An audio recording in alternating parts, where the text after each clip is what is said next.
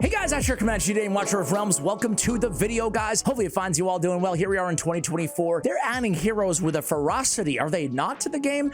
I guess that's what happens in new games. It'll be very interesting to see who, or what, where, when, why, of these heroes are on next year's list. That's what I want to know. In a year, in YouTube time, it goes by really, really quick. So I actually want to take a look back in maybe years to come and see how many of these top 20 epics are still on the list in 2, 3, 4, 5 years playing this game. Again, I feel like sometimes we take for granted how fast time goes by.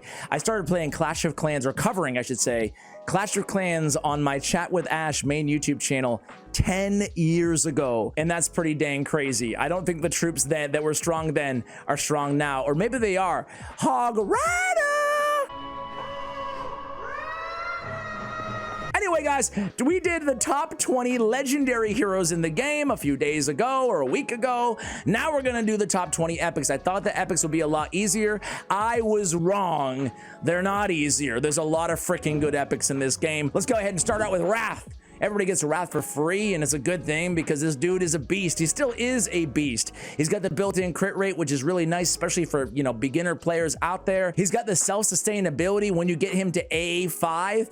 And obviously, we didn't talk much about awakenings at all when we're talking about the legendaries. But on the epics, it's a little bit more realistic. You play this game long enough, you will eventually get heroes like Wrath to A5. It might take a while if you're free to play, but eventually, you know, you're gonna get summons in this game, and hopefully you can get them, because when Heavy Blow is triggered, the hero restores HP equal to 30% of the total damage dealt, and he deals a lot of damage on top of that as well. So yeah, of course, Wrath. I kind of want to start out with who I think it personally. Let's go to Baron next. He's definitely in the big three of defenders. That's for dang sure. Baron, I've told this story before, but I was a little late to the Baron party. I had him early on, and for whatever reason, I think I like 5-starred him or whatever, and I just didn't use him a lot. And shame on me, because this dude's a monster. Specifically in Gear Raid 2, where you need unkillable, but really anywhere, and you need unkillable or unyielding in this game. You need it in a lot of places. Very, very good. Just a really, really good tank in general. He also has this massive shield. I love shields, especially on tanks, especially on defenders. Baron's got the big shield. He's got unkillable. He's got some damage too for a defender if you want to build him that way. He's got a lot that he brings to the table. I absolutely love Baron.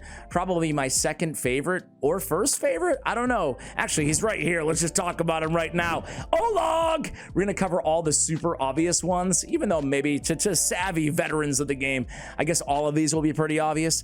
But Olog is the king of the shield. Everybody playing once you reach around Void Rift level, I think 30-ish, I want to say. Correct me if I'm wrong there. Either way, though, I don't know what it is. Me and defenders, I guess. I just slept on defenders in general. I'm like, you know what? Fighters are great. I had Abomination as one of my first pulls in the game, right? Didn't fuse them. I just pulled them early on, and I was like, dude, with this dude, I don't need defenders. Who needs defenders with Wrath and Abomination? Turns out you need freaking defenders in this game. So Olog is one of the best, man. If you need a tanky shield dude, he's got you covered. He's just a boss. I'm gonna try my best to not make this a 45-minute video. I feel like I always do that. Idril. Probably one of the first kind of marksmen that people really, really want to get their hands on this game. She'll be viable in the early, mid, and all the way to the end game. A lot of end game players still use Idril, as the case with all of the heroes that we've spoken about so far. Idril's claim to fame is A, she's really cheap, B, she does a lot of damage, and C, most importantly, she can hit anybody on the entire map with a limitless shots. Heck, if you awaken her, you can make it so every kill extends the duration, so it just keeps going and going and going, and then it's gone. Very, very, very, very exceptional marksman. Let's go ahead and talk about Brienne, right? I'm trying to cross them out as I talk about them. So one of the marksmen that you can get starting the game as well. And again, yet another hero who grew on me. I think I came to this game kind of with the mentality of show me the legendaries. I don't care about these epics. Give me the legendaries. Not a chance. Not this time. It never happened. And then I found myself going back and revisiting a lot of the epics that I shunned early on, and Brienne is one of them. She's great in, you know, anywhere against air, I guess. She does good damage to ground too, don't get me wrong. She's just got a really nice kind of split attack thing going for a marksman, can deal some nice damage. She's nice and cheap, just how you want them. And yeah, she's Piercer and Watcher. Next up, guys, Maul. Oh, Maul is one of my faves, man. My pleasure entirely. This dude is, he feels like a mage to me. Even though he's not, he looks more like a marksman, feels like a mage. He's a fisherman, even though he's a shark, and he's got the big spear. His ultimate, man, it looks pretty crazy, dude. It's like this massive shark just jumping over everything. Anyway, I love Maul again at A5. It's tough to get there, but you can get his cost reduced by 5. That's a game changer. Bring him all the way down to 22 to 17, which is great. He's got AoE damage on his basic, which is really, really good, and he's got this massive AoE damage on his ultimate, and he's a really good CC. He's got freeze and he's got slow when he is awakened. Exceptionally good marksman. Really, gear raid 1, gear raid 3, void rift, EXP, gold. I mean, I can keep going and going. He's really good pretty much everywhere. Laria is a hero that I kind of slept on for a while. She's a piercer lore, so unless you have a Racha, you're definitely going to want to invest in Laria. So she's great for a lore because faction allies' attack ranges are increased. Ooh, that's so unbelievably valuable, really everywhere, but specifically gear raid 3. That's how I kind of got into Laria. The first time we met, I was like, Laria, we're just going to use you naked. We're not going to put any gear on you. We're just going to use you for that Lord skill. And then she grew on me from there, started using her in Piercer faction trials. And then I just realized, hey, she's actually a really cool, just, you know, a hero in her own right, even beyond 175% magic damage to enemies, and airborne units take more damage on her talent, Dark Moon Arrow. She has a really cool Dark Moon Salvo, convenes the power of the Dark Moon, shooting 3 Dark Moon arrows at a single target rapidly. Really nice kind of continuous damage out of this hero, this lord, this epic lord, who's, yeah, she surprised me. She's really, really good, guys. The first that meet the eye, and of course, Dolores. Oh, Dolores, we love ya. We love ya. I mean, she was one of my first epic heroes, and I forgot who it was, but I summoned her, and somebody was like, one of my viewers or something was like, dude, you just pulled the best epic in the game. And I'm like, really? She? Dolores? That's it? Because when you read her kit and you have no idea what inspiration does because you just started the game, she doesn't look that impressive, right? Oh, but she is impressive, right? She has the inspiration on the graceful dancing. She's the only platform unit at the time of this recording to have inspiration constants. Of course, the legendary from the Arbiters being the more recent one. But man, inspiration is just, she's the most, I think this is not even in a point of contention. She's the most used epic in the game. She's got to be, because she's used absolutely everywhere by every player. I'm talking end game, guild boss teams, void rift teams, you just name it. I guess I don't see it. Well, yeah, even the Tide, man. I mean, where aren't you going to use inspiration? Inspiration is increasing the attacker's attack based on her attack. It lasts a long time. She's amazing. She's got little heals as well to all allies in range on the sustained AoE heal. What an apropos name. Come on, more creative name than that, Moonton. Sustained AoE heal.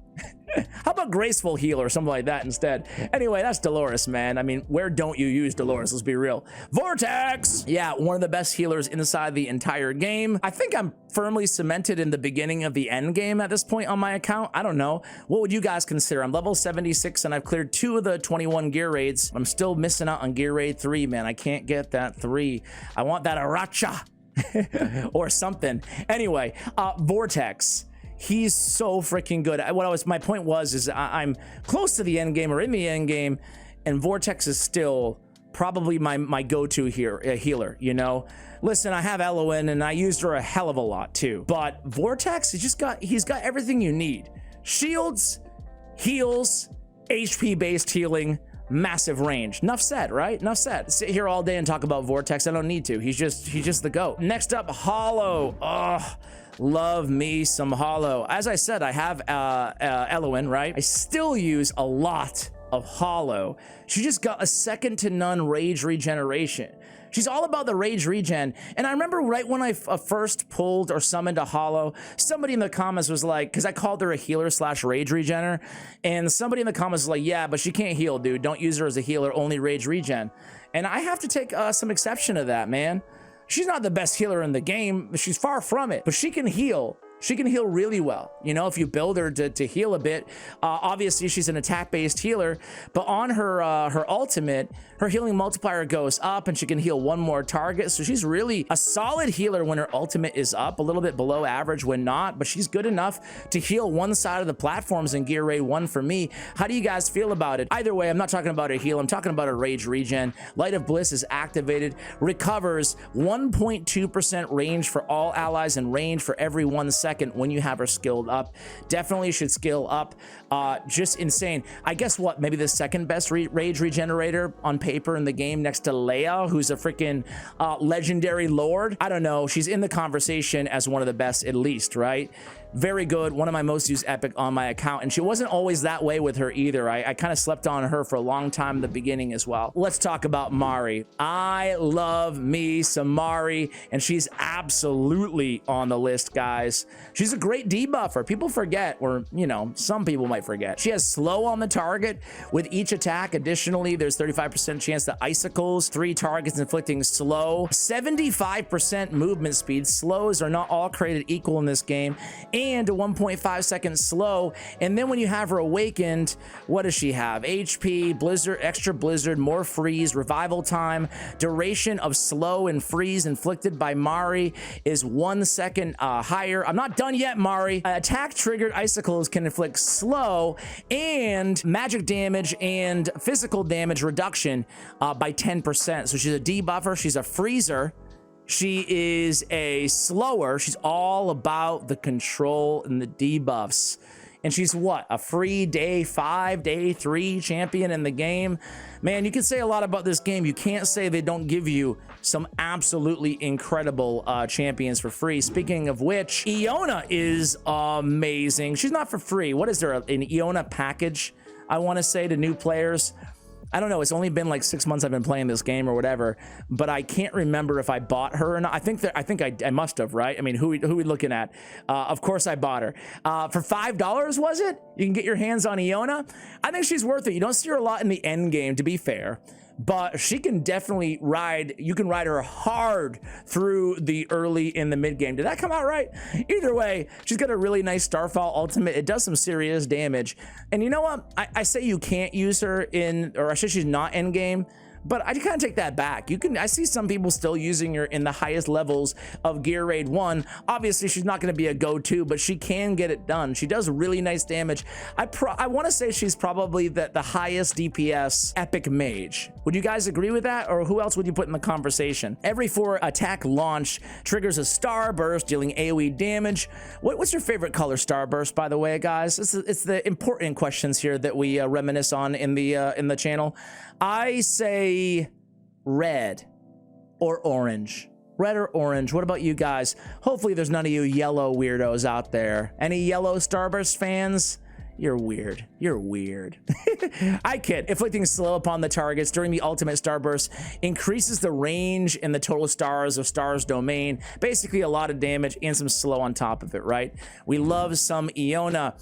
Hey, while we're at it, might as well talk about the cultist lord, the epic cultist lord in Aeon. Aeon, really, really good as well. If you don't have a Morrigan, you're gonna want an Aeon, right? She's got increased faction allies damage to enemies under or afflicted with stun, freeze, immobilize, and other control effects by 20%. Very good on top of the stat bonus. She's also a debuffer. She has 12%, but that can be booked out as well. What do we get? 12, 14, 16, 20%. Wow, Ash, you're so good at math, bro. Glad you became a YouTuber. But it's a 4-second duration on both of these. 20% is really good. So she's really, I feel like a lot of players don't give her proper credit for being an incredible debuffer. On top of that, she has that gravity beam that she pulls everybody in. It can be a good thing, can be a bad thing in some situations too, depending on where you're trying to. Position is important, is what I'm trying to say with Aeon. Either way, she's a really good cultist lord. All right, next up is going to be Laurel. Yeah, Laurel. Oh, I really love Laurel, guys. I mean, she's not a bad, she's a rage restoration, a rage regen, I should say, champion. She has damage increase as well for 5 seconds to allies every time they use their ultimate, which is actually pretty dang cool.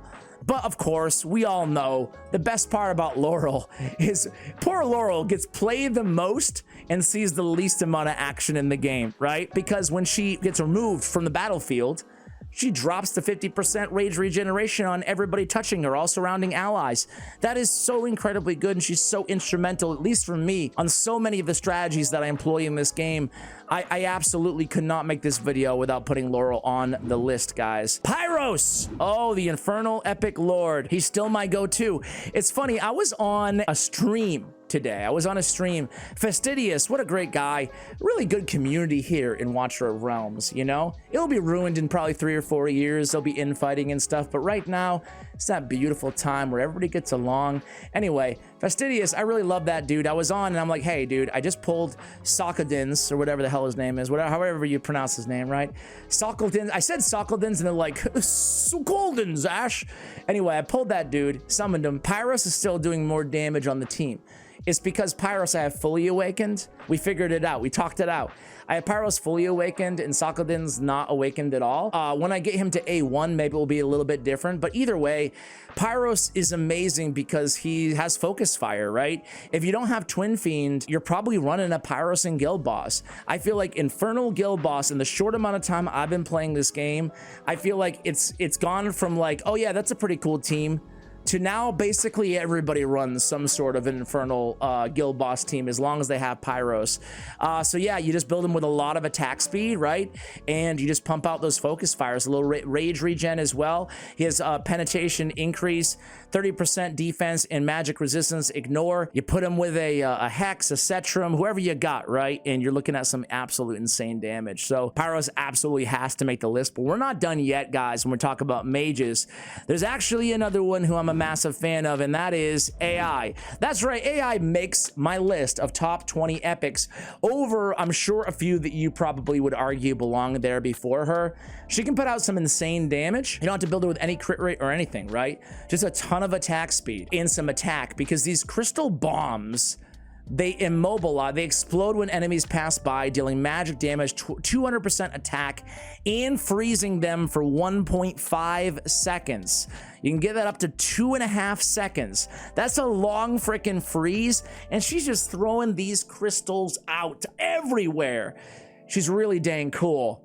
Again, she's more of a control and trap, as they say here, hero, but in the right situation with the right, like Gear Raid 1, for example, like tons of mobs coming at you, she can put out some absolute insane damage as well. I'm not going to read the entire kit, but I really love AI. I invested in her quite a while ago. I made a video as soon as I did, and man, there's no looking back. She's really good. Miden. So Miden I've never invested in, but I don't want to make this list biased, right? So I want to actually include heroes that I know everybody else speaks incredibly highly of. Miden would make probably top 10 on most tier lists. In fact, she does. You guys let me know if you invest in her. I do want to actually take the time to read her entire kit because I'm not super familiar. AoE heal, magic resistance, realm. Okay. HP based healing, I love, to 3 allies in range. On her ultimate, dispels all debuffs to all allies in range, heals them with a 90% healing multiplier for 10 seconds, and the healing targets will be inflicted with defense increase for 4 seconds, 20% when skilled up.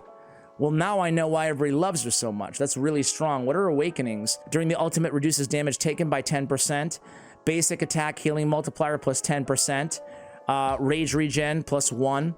When the hero is shielded, increase the healing multiplier by 20%. Man, that sounds like a really elite healer right there. You guys let me know if you use her. I have her, and I have her fully awakened too. I just haven't used her much. Thein. You guys know I've been teasing my Thein guide for like 10 years now. I really like Thein. He's really cool. He's more of a control. I was told that he'll do some absolute insane damage, and sure, he has some AoE potential, but to me, he's just lockdown control. I've been using him a lot in Piercer faction trials. I'm almost done with Piercer faction trials, and he's been like my go-to, man. He's been my go-to, just really Johnny on the spot with the control with these sabers. Like I said, I'm sure he can do damage in the right situation as well, but for me, that's a lot of slow that he brings to the table. It's a minus 50% movement speed. What are his awakenings? Increase the slow effect to 75% on A1. I'm like, I thought it was 75. It is on his A1. It restores rage by 50, triggering the large saber. And then attack speed plus 25 on A4. The blade triggered by blade hurl deals damage to a larger area when it stays in place. So again, can deal some damage, but mainly for that slow, he's one of my favorite epic controllers inside the entire game. Damos, man, he killed me in the arena for so much until I finally got him on my side, the good team. Damos, you guys, any of you have Damos out there, man? Oh, he does a ton of damage. Continuous damage is an understatement. Basic attack deals additional damage equal to 2% of the hero's max HP. So he's got like enemy max HP built in to his basic, which is incredibly strong. Increase max HP by 100% and attack and defense by 20%. Each basic attack lands 4 consecutive attacks. Dude, that's pretty nuts, right? He's a really freaking cool hero. During the effect of ancestral presence, dealing damage restores 3% HP, tearing stack cap +1 on A3, and when tearing reaches full stacks, attacks ignore 15% of the target's defense. So those Damoses that absolutely annihilate me in the arena, they must be A5. Mine is A nothing, just 1. He's hard to summon, man. I mean, he's got to have one of the highest, the most difficult to get summons for epics in the game. Vladov is in the same boat though, and he's my last epic. Who did I snub? Voroth, maybe? There's quite a few that I didn't include that are really good, so let me know who I didn't include. But Vladov is a chaotic lord, so he has to be on the list. He's incredibly hard to get. If you get him, though, he's got increased faction allies damage based on their HP lost, up to 40% and 30% HP. So, I mean, he's the next best thing to Gon. The hardest, or one of the hardest to get legendary lords in the game, the chaotic legendary lord. And let me tell you, man, he's a pretty dang good damage dealer. He's not up there with a Damos. I don't want to mislead anybody, but he can definitely do some major damage. He's got arena reduced cost, so he can go all the way down to 13 on the arena cost as well on this dude. So he brings a lot to the table. He applies bleed as well. So yeah, man, you got a bleed fighter who's an epic arena mastery, really good in the arena. But yeah, overall, just a really cool chaotic lord. I need to try him a little bit more, to be honest with you guys, because I used him for the video spotlight that I did on him, and then, you know, I mean, you only have so much time, so many heroes, right? I was like, okay, I kind of put him aside. I took the gear off, I swapped it, and then I haven't used him since. But I need to bust him out in the new arena and see how he does. Either way, I was very impressed by the damage and, of course, that lord skill. So guys, that's gonna do it for the top 20 epics inside the game here in 2024. Who did I snub and who shouldn't have been on the list? Who was on the list that shouldn't have been? You guys let me have it in the comments below. Much love, and as always, take care, guys.